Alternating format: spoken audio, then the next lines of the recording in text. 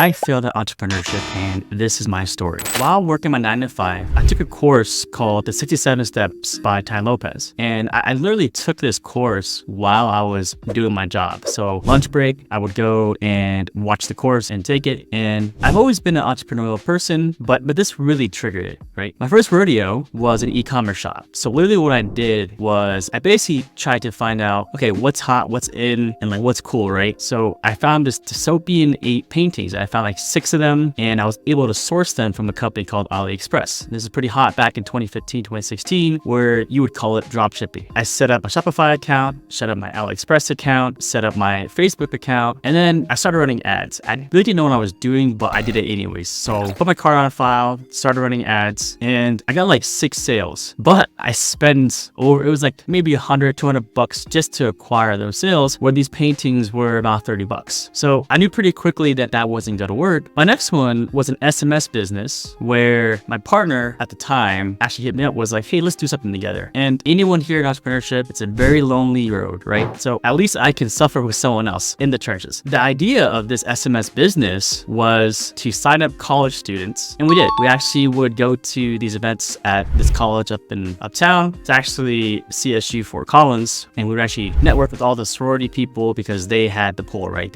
We thought they were the popular kids, whatever. So we actually ended up signing up about 136 subscribers, and we started going to local businesses saying, hey, we have a list of subscribers. Would you like to send out a deal to this list? And a lot of people said no, but we found our first client, and it was actually a pizza shop. The unfortunate thing was they were going out of business, so it was kind of like, hey, this is our last $500, and we'll see where it goes. Well, we worked with them for about a month, and then they closed the doors. So it was like back to the drawing board for us. And these ventures, they taught me a lot about entrepreneurship. Every day I was doom scrolling through Facebook, just like anyone else when they're going on social media back in the day. And I came across this course. I forget his name now, but he taught local SEO. And from this point on, I went down the rabbit hole, and I found Dave Rogemoser's Facebook ad mastery. I found Keith Krantz's Dominate Web Media. And all these things taught me this skill set where I was like, you know what? I can do this for other local businesses. So the SMS business really taught me how to like think about the local business structure and what they need for marketing. And like, obviously SMS is a very old school way of marketing. And this new way of marketing was running advertising. And I wish I knew this when I was opening my e-commerce store, because that's where it failed, right? I didn't know how to do any Facebook ads. And then it hit me. I was like, you know what? I can make money doing this stuff. I can advertise for local businesses. And this is what you call today SMMA, or social media advertising. I remember getting our first client very vividly. And I'm from Colorado. I still live in Colorado, but at the time, my now wife had an opportunity out in Omaha. So I moved to Omaha, and I was working my 9 to 5 there while trying to acquire clients for my SMMA. My business partner had experience in hail sales, but he wasn't doing hail sales at the time because he was actually still trying to build the SMS business, even though it was in a failure state. And, I was telling him like, hey, we should pivot. So what he did was he actually reached out to a mutual contact in the space, in the hail industry. And he actually found the company and was like, this is the company. I'm like, great, what's the website? So I found the website, and then I was like, you know what? I'm going to provide you with everything you need to close this client. So this is what I did. I provided them with the SEMrush report, a keyword research report, a health website audit, and I also created a mock-up landing page. So I was like, this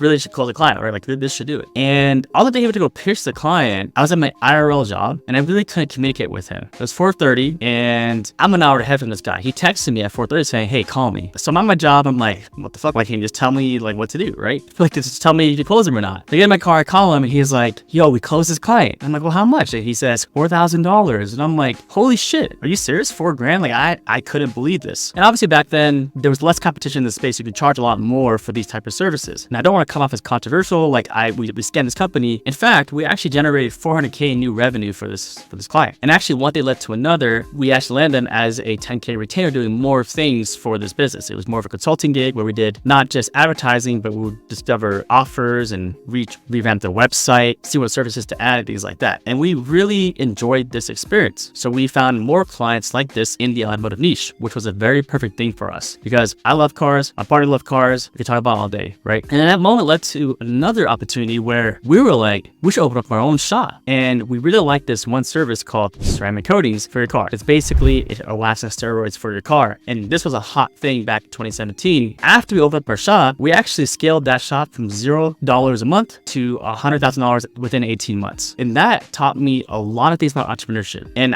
hoping that you guys take this and understand that the people you see online, whether it's a guru, a coach, or a famous influencer like Grant Cardone, Gary Vee, they all went through these struggles, and they probably had a similar story where out the gate, when they started a business, they didn't just, become a millionaire overnight. This takes time. And I'm hoping that you guys take this type of story that you're listening to right now. I'm a very normal person, live a very normal life. I'm not flashy, whatever, but I have a very comfortable life, and use that as motivation along your journey. And along your journey, you're going to meet new people, you're going to find new opportunities, and that's going to level up your life. So if you're ever on the fence of entrepreneurship, I'm hoping that you actually take a leap of faith and really enjoy the experience when you're going through this. So that's all I have to say today. Thanks for watching. Until next time.